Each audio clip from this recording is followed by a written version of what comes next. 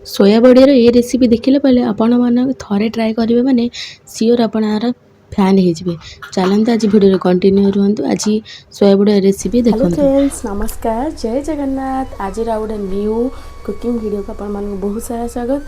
आज गोटे आपण पूरा स्पेशल आइटम कर जोड़ा कि जहाँ भल लगो अथवा से आइटमटा एमती ट्राए करूँ बहुत ही बढ़िया लगे। चलते वीडियो कंटिन्यू रुहतु आज कौन कौन कर वीडियो कंटिन्यू जापर जदि प्लीज सांग मैंने वीडियो भल लगे चैनल को सब्सक्राइब कर जमा भी भूलें प्लीज प्लीज सांग मैंने video continue fast to last समस्त देखिए। चलते वीडियो आरंभ करिया।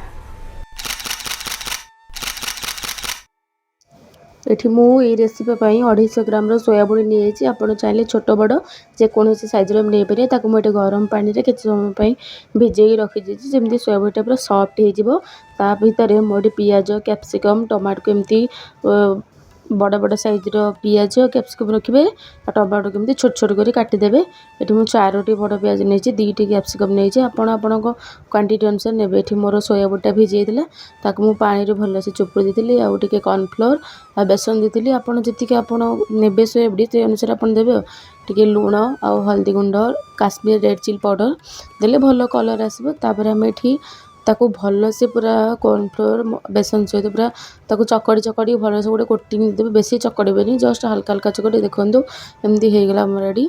तापर एपटे गैस लगे देकी गोटे मोटा कढ़ी नहीं जो थी कि सोयाबड़ीटा लगे आप चाहिए नॉन स्टिक जेकोसी पैन भी नहीं पारे तेल दे कि समय छाड़ी गरम हाँपाई गरम हो सारापर ये मोर सोयाबड़ी देकी हल्का हल्का गोल्डन ब्राउन कलर है पर्यंत टिके भाजी नवा जमती कि तेलटा ता देहरे छाड़ी कढ़ी किसी भी लगुन से ही कढ़ी मु कैप्सिकम को टिके हल्का भाजी देची घोड़े घोड़े टिके भाजबे लो मीडियम फ्लेम रे जमती आमर कैप्सिकमटा टिके नरम हो तापर आम ये से कैप्सिकम काढ़ी सारापर से ही कढ़ी रे किसी पियाज दे देचे जे पियाज गुड़ा मु बड़ा बड़ा साइज काटी ताकू भी सेमती आम घोड़े घोड़ेका टिके समय भाजीदबा एमती गोल्डन ब्राउन कलर है पर्यंत ये आमर पियाज हो जापर आम काढ़ी सारापर से कढ़ी दे तेल आउ किछि कटा अदा कटा रसुण देकी टिके गोल्डन फ्राए है पर्यंत भाजी तापर गोटे बड़ साइज छोट पियाज को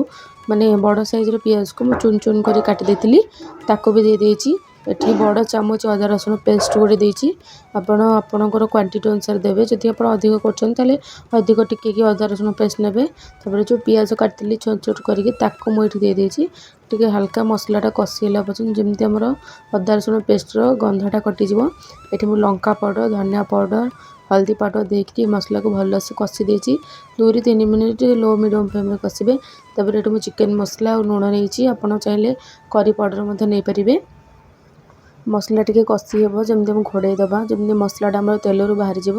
अब देखो आम मसला आमर ठीक कषि हो भलसे बढ़िया गोटे बास्ना आम जो रखी सोयाबड़ी कैप्सिकम पियाज को भाजिकी ये देदेबा ताकू देकी आम लो मीडियम फ्लेम रे 5 मिनट खंडे भाजवा जमी कि मसलार कोटिंगटा आमर अलग आइटम सहित मिसीज आ मसला मिसी सारापर गोटे बढ़िया स्मेल आसला जोटा कि बहुत ही बढ़िया बास्ना आसला।